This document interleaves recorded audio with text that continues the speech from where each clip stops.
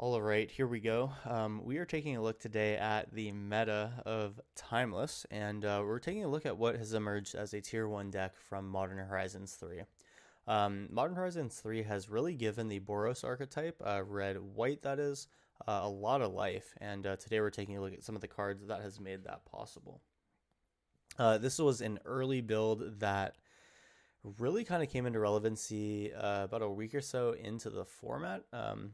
And it's really just taken on a lot of playership, a decent meta capacity or a decent meta share, and yeah, obviously very strong. But let's take a look at the cards here. So we're running at most 3 drops here, and you'll see why that is in just a little bit. But let's take a look at the 1-drop slot to start.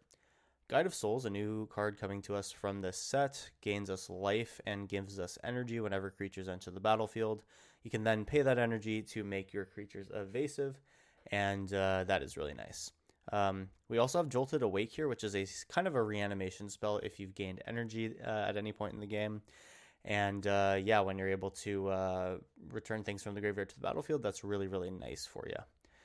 Another very, very good card that's come out is Ocelot Pride. This is a Mythic at the 1-drop slot, so this could be analogous to your Allosaurus Shepherd if you're playing Elves.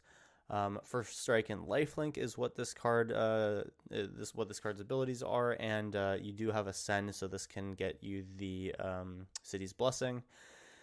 When you gain life, which does happen through your Guide of Souls triggers, this card will make 1/1 cats at the end of turn, and if you have the City's Blessing, it will double the cat tokens that you create in addition to other tokens that you create that turn. This could be things like, where is he? The cat token that's created with the Johnny Nicodle Avengers +0 activation, or it could be things like Ragavan Nimble Pilfer's treasure tokens. This is a really, really good card here, and if left unchecked, you can go super, super wide, which you'll be able to see in the first game that I recorded here, which unfortunately was done without audio or game audio, so it'll be a little bit of a mute game for you guys, but I think you'll still appreciate the games regardless, as it was a very, very quick go wide game that absolutely ruined our opponent on Combo Angels.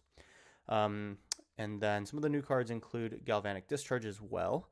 This is another way to spend your mana. Basically, it's another way to spend your energy, because you can just pay energy to kill something essentially for 1 red.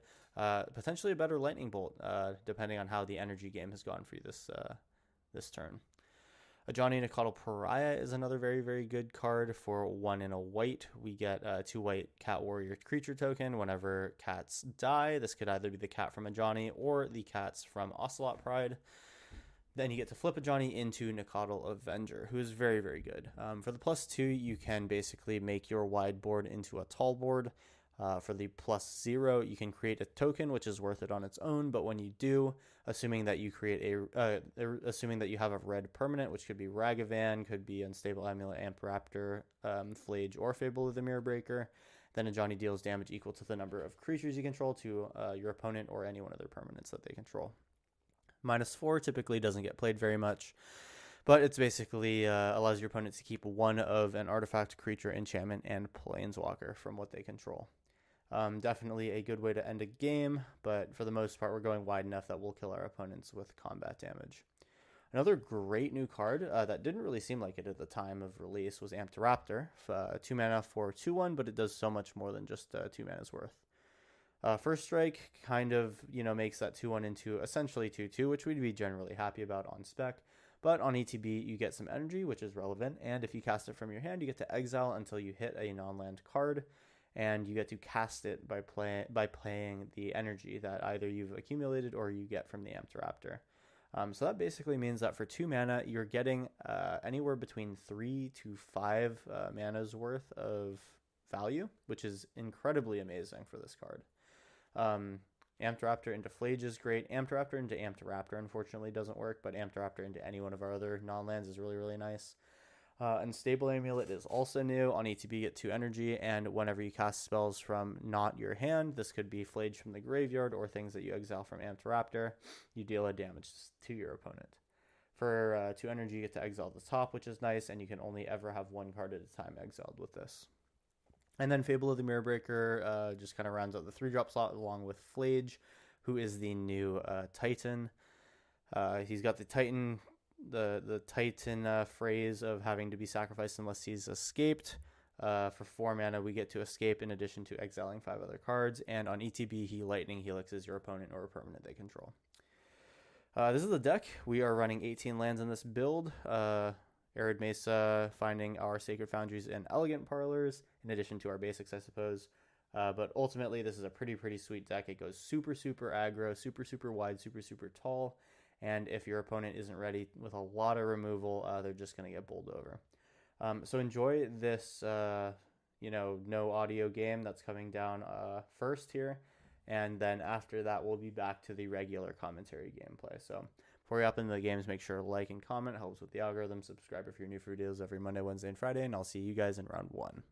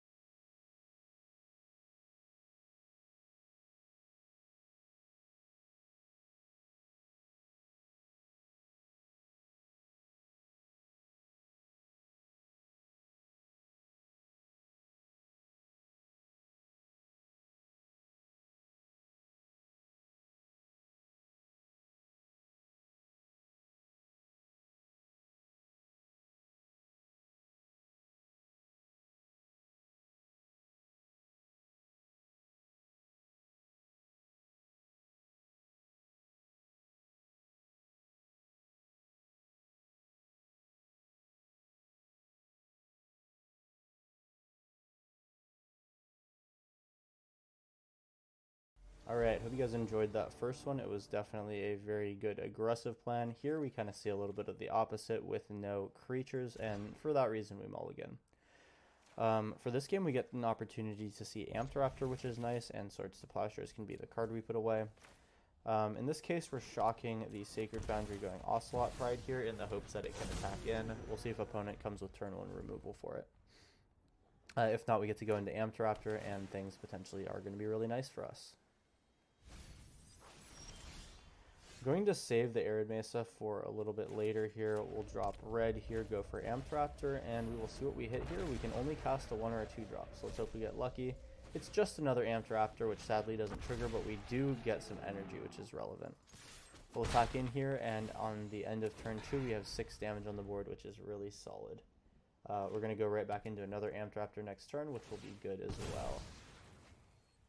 Alright, so they come in with a Scalding Tarn here. We're at 6 out of 10 permanents for Ocelot Pride's Ascend.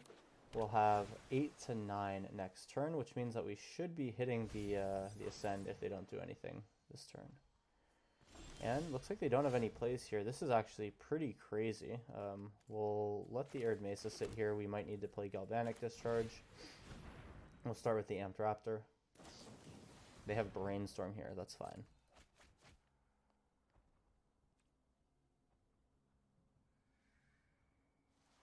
We'll see what gets discard, or actually we don't see any discards here. We'll just see what they put on top at some point. But we get our Amped Raptor free of interaction here unless there's a Pitch Elemental coming down.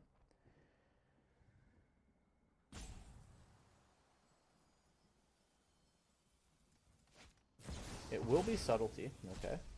That's fine, you can have that. We will put this on top here and draw it next turn. Super happy to see that. This will go on the top, sure, and then there goes the Subtlety. Sadly, this does mean that we are going to end up with only 8 permanents at the end of this turn, but we're hitting our opponent for 6, so I really can't complain. Looks like they have another Pitch Elemental to do here. This will be the white one. There is Solitude. Probably takes our Ocelot Pride, I have to say. It's fine. They're really just shredding their hand all for dealing with just 2 mana worth of creatures.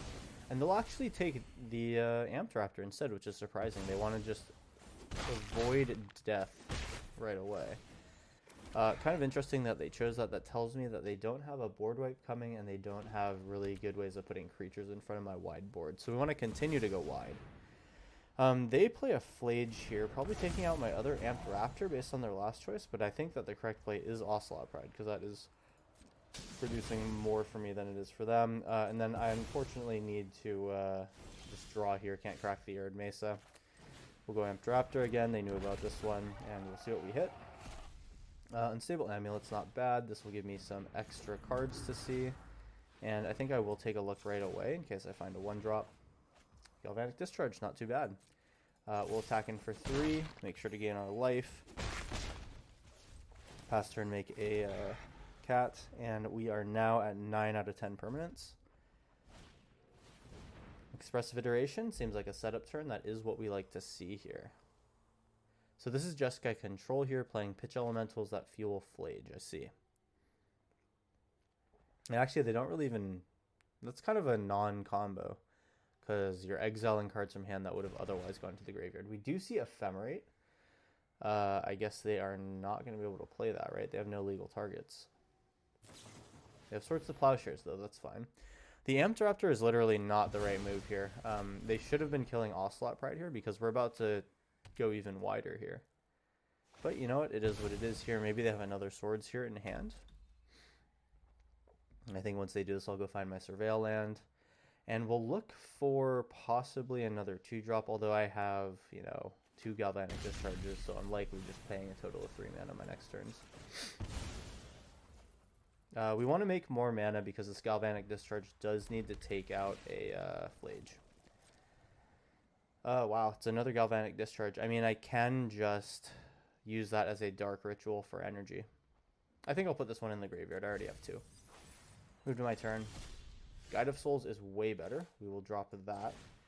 We're going to then hit Amped Raptor. We will hit our Ascend target here. That's beautiful. Let's see what we hit here. Fable the Mirror Breaker is beautiful. because we're going to make a token here. All right.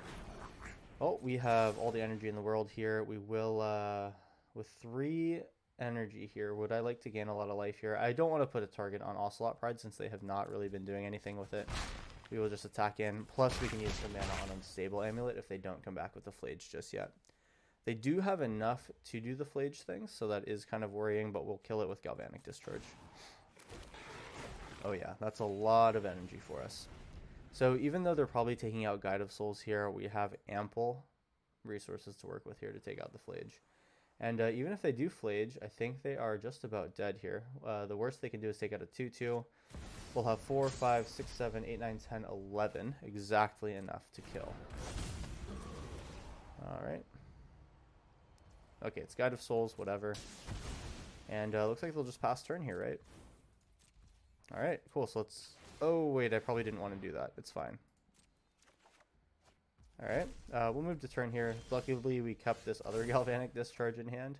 I'll discard a land. Arid Mesa is another land. It's fine. We'll hit Flage for 6, and none of this really mattered in the end. Flage is dead. We attack in. That's lethal, and opponent goes bye-bye. Okay, cool. So that was another good win here. They'll go to -1, almost on the nose.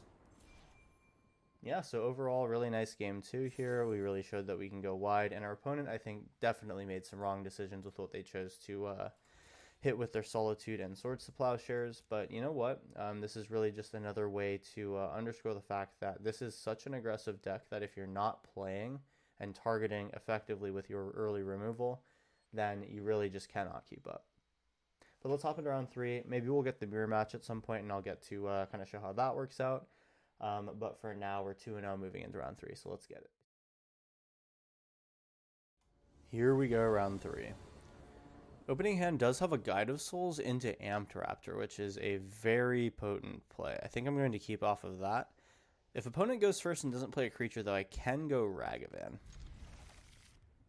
They're on Gigantha, though, so I kind of expect some more creature aggro. We'll have to see. This could be a mirror match. The mirror match does sometimes play like this.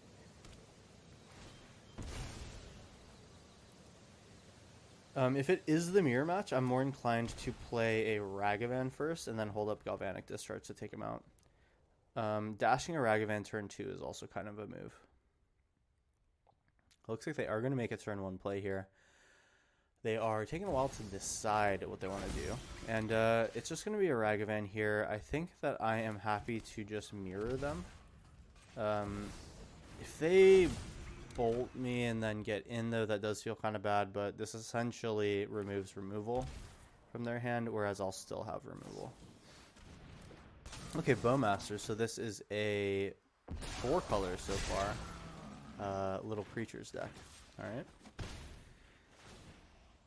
I'm not really worried about the life loss so much as the... Oh, hello. Wild Nacatl. So this is just Zoo. Alright, so with 2 mana here, I can go Guide of Souls into Galvanic Discharge, or I can play a red land and go Discharge Bolt, and then just try to play Amped Raptor next turn. We'll take a little bit of damage to the Bowmasters, but then turn 3 we get to go Guide of Souls into Amped Raptor, which is strong. Alright, so we don't... We just kind of will chill for now. Kill the Wild Nacatl. Galvanic Discharge. We're playing a very relaxed, kind of leaning back into that control game plan.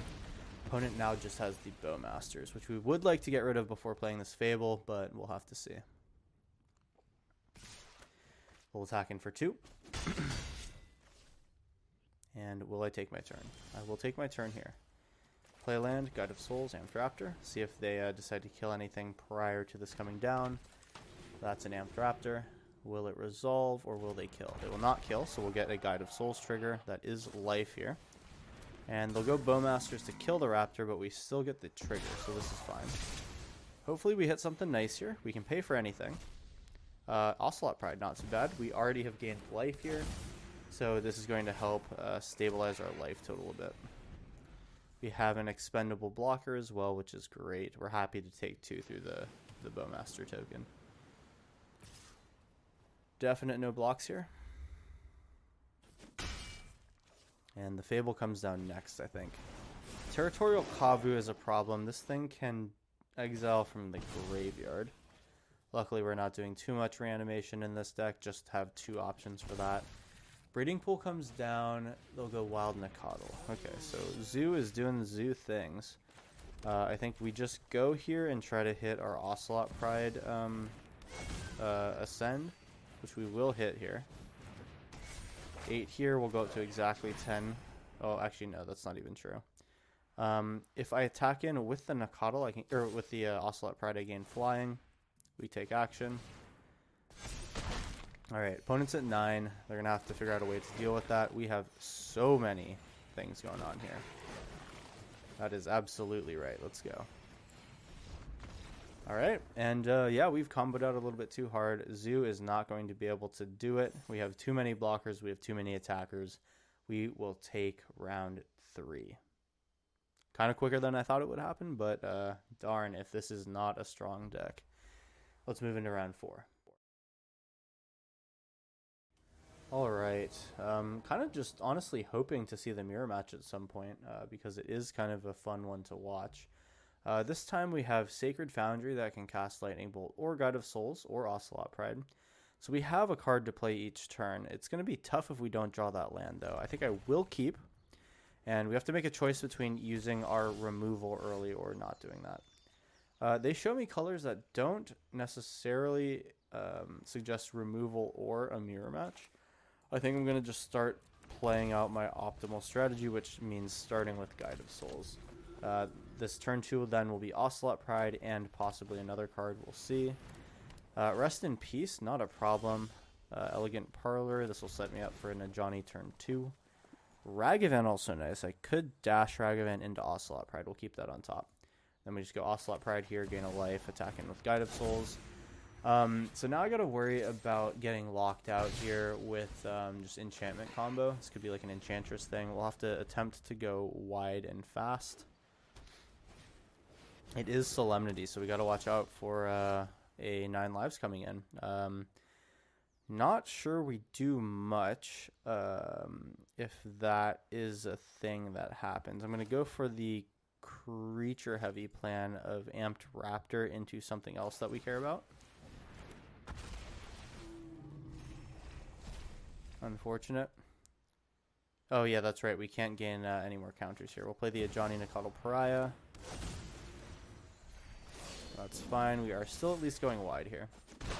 Not going to pay to put counters because we have no energy anymore. And then, yeah, Solemnity definitely locking us out here. The 9 lives, I think, is going to be the icing on the cake here. We cannot do much from this point. So I'm trying to think, what are my options here? Opponent has 50 cards to our 48. So if everyone just draws here, we are the one that loses. Yeah, we don't run any specific enchantment hate here. If this was best of 3, I'd definitely be bringing things out of the sideboard for this matchup, but do not have anything that we can bring in right now.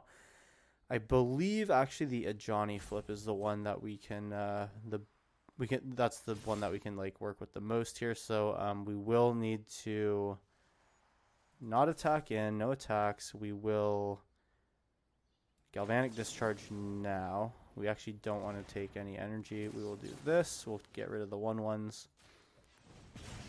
All right, here we go. So then, oh wait, yeah, the Rest in Peace actually ruins me here, huh? What I need to do then is next turn, Legend Rule my Ajani, but then that doesn't go to the graveyard. That just goes to exile, right? Yeah, actually they have everything that blocks us here. So this is going to be unfortunate. I think we lose this one. We will wait for them to show me something that is akin to a... Okay, yeah, they know what's up. Yeah, we don't really have anything that's akin to a removal piece, and when they show us that they have something that's akin to a win condition, then we're probably good here. Gideon's Intervention on Static Prison means they know the matchup. This deck often plays Static Prison, which is another new card. I've currently cut the copies of those to go for Swords to Plowshares, but you know what? That could have been nice here. So I think we'll go ahead and say that we have no outs here, and we'll go ahead and shortcut this in the next few turns if they show me a win condition. Just more lock pieces here. Legend rule on a Johnny would have been nice, but unfortunately it does not work. Sad. Goodbye. We will continue to do our sad things. No attacks. We can go wide. That doesn't do much for me. Greater Aromancy, sure. None of these things are really relevant right now. Here's an Ajani. Boom, boom. We'll gain our life. Make our tokens. Make more tokens. We're just going to see how wide we can go before they kill us. Leyline of Sanctity. It is just all these sort of things that lock the board. Where will be the way that they win? This could just be a deck that plays a bunch of copies of Approach of the Second Sun. That might be it. Let's wait to see what the way that they win is. Spark Rupture, not even anything that changes this matchup. Another land. What's their card in hand? Who knows? Sadly, can't even make a token with this. Flage is kind of nice. Flage will just have to deal damage to himself.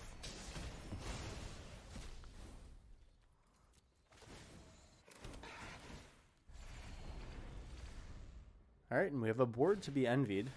They have a enchantment board to be envied. Another Ocelot Pride, because why not? We pass. And they're at 41 to our 40. If they play more copies of Spark Rupture, they'll be on par with us. Idyllic Tutor, what do you find? What can win the game here? Oh, I know exactly what they can find. Oh, well, Overwhelming Splendor, sure. We'll drop our Ragavan now, since our things are about to all be 1/1s.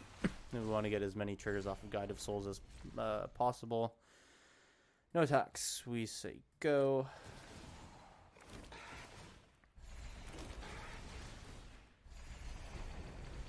Alright, we're at 58 life.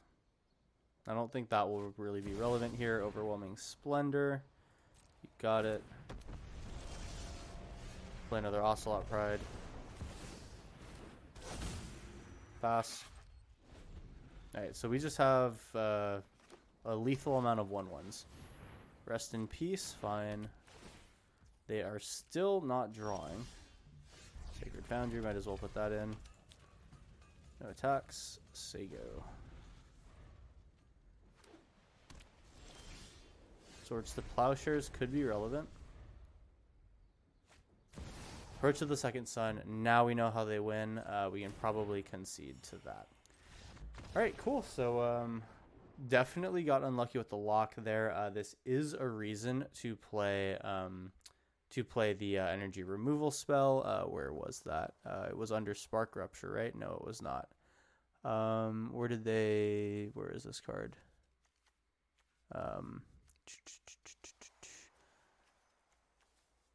Was it not Spark Rupture? No, it was I'm confused. Oh yeah, no, it was Gideon's Intervention. This is the one. Yeah, so they named Static Prison, which now I can actually show on the screen here. On ETB, you basically exile something until you leave the battlefield, and then basically if you don't pay an energy for it every turn, this thing will leave the battlefield. So that was a great call by them. They definitely know the matchup here, and yeah, pretty strong deck out of them. I do like the Enchantress lock decks. This one's actually just all enchantments. So if I was playing something like, there's a 5-mana board wipe that either kills creatures or artifacts and enchantments, that would definitely go hard here. But unfortunately, I've not been playing this archetype enough to decide to slot that in. So we'll finally go down here in round 4, but we now have one final round to make this deck work. Let's hop into round 5 and finish out strong. Okay, last round, let's go. Guide of Souls into Amped Raptor is actually not bad. It's pretty bad if my Guide of Souls gets removed, though. But you know what? The Amped Raptor is good enough on its own that I think I'm happy to keep this hand. Okay, yeah. So this hand is either really, really good if my Guide of Souls sticks around, or it's just decent.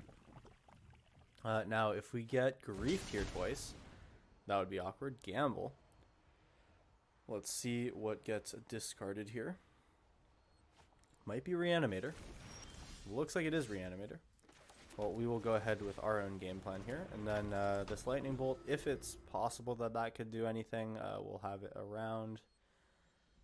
This might be a tough one. This will be Reanimate on the Atali. What does each opponent hit? That looked like a good hit from them. Oh no, it's just Scheming Symmetry. Will they cast the Scheming Symmetry? That's actually very good for me. They will actually do that. So we can find Swords to Plowshares here. And I think I will take that. You could make an argument for Static Prison, but sometimes if Guide of Souls doesn't stick around, you do get tough on your energy count. At least for us, Swords of Plowshares will be a removal. They'll get a Fable here from me, which is pretty nice, I gotta say. What we can do is Swords of Plowshares and Bolt that guy. I think I'm happy with doing both of those actions. We'll get in. Anything to make their life total a little bit more pressured. Discarding for them is great. They have one Galta in graveyard. I think they're going to be trying to reanimate that guy. Wispweaver Angel, kind of an interesting one. Don't see that very often. Faithless Looting here, so they don't have a reanimation spell, but they're looking for one. As long as they don't find it for the next few turns, I have a chance at winning this game, but otherwise it could be an early combo exit for us. A lot of stuff going down here. Is this Reanimate? Kind of feeling like it is. That might be Reanimate number 2. Galta. Oh, they're going to drop a lot of crap onto the battlefield, aren't they? That's tough. And yeah, that is about it here. We have haste on Gashoth. Register Alpha gives everything haste if I am not mistaken. Ya boy is dead here. And they actually gain the Ascend off of my Ocelot Pride. That's so funny. What a play. I do see more and more Reanimator as of late. Possibly Grafdigger's Cage is a main deckable card at this point. Probably not just yet for me, but you know, you never know. I would like to play one more game here with this deck. We did not run into the mirror match at all. And I'm going to give it one last roll to see if that's going to happen. Could be that it is a new season right now. It's the first day of the new one. Might just be playing kind of the random swill of the Timeless queue. So we'll hop into round 5v2 here, and hopefully it's another good game. I think overall this deck has been really, really nice to me. Games have been fun. Haven't really felt like either any of the games that I've played have been too one-sided.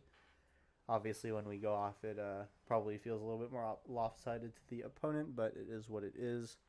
Lurrus of the Dream Den here. Sometimes this is a version of this deck without the Flage. There's also sometimes Mardu versions of this deck, which I do have scheduled to play for you guys, so do watch out for that if you're sticking around looking for those variations on this Boros aggro deck.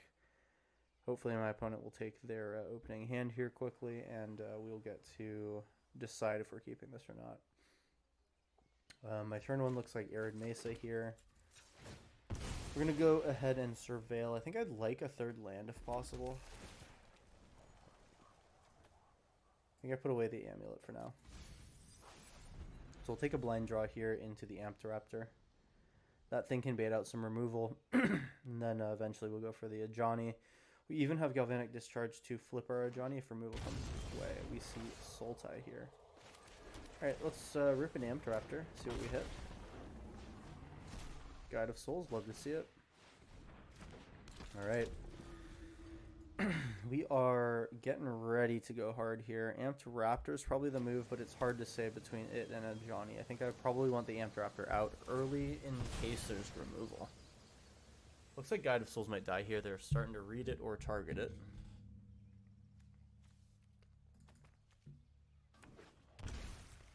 We'll shock in here. They are possibly at Domain for Leyline Binding. No, it'll be an Neshoba Brawler, which we can deal with. Do I want to deal with it now, though, is the question. I think another Amped Raptor could be good. Kind of just bank up some energy here. If we get hit for 5, it's not the end of the world. And we actually now have first strike damage over it, so it's all good. Another Guide of Souls, you love to see it. So Flage next turn could be really good. I can even attack with the Amped Raptor if I really wanted to, but I'm just going to bank this energy. Our Galvanic Discharge can kill a 7 toughness creature here. This Flage, if we draw land here, just kills the Neshoba Brawler, so we're totally fine there.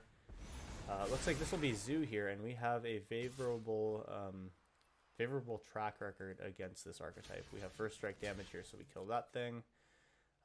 Don't know what they're going to be doing at instant speed, so that was a free block for us. Here's Arid Mesa here. We'll find a Shockland, go Flage, kill the Neshoba Brawler. Beautiful. Let's go. Pay 2 life. We can actually Galvanic Discharge as well. I didn't really think about that. I think I'll just do the Flage here. Then next turn I go a Johnny into kill my Johnny token, kill Wild Nacatl, and then attack in. Kill the Neshoba Brawler. We get to do our thing. And I could attack with 2 Guide of Souls. Do I want to do that? Hard to say. I want to hold Galvanic Discharge, but they're likely not going to have anything with more than 5 toughness. So I think 1 Guide of Souls is fine to attack with. We'll take action. And then we will decline the second activation. We'll get in for 3. Alright, so now they have to kill a Guide of Souls. They can do it with a Tribal Flames. 4 mana here. It'll just be another Neshoba Brawler. Fine. We have removal for it. 2 Neshoba Brawlers. Fine. So we can take both of those out this turn. So, no, we can't. We needed a land for that to happen. I think I go a Johnny. Then do I want to flip a Johnny this turn? It's hard to say. We have a lot of damage to work with here.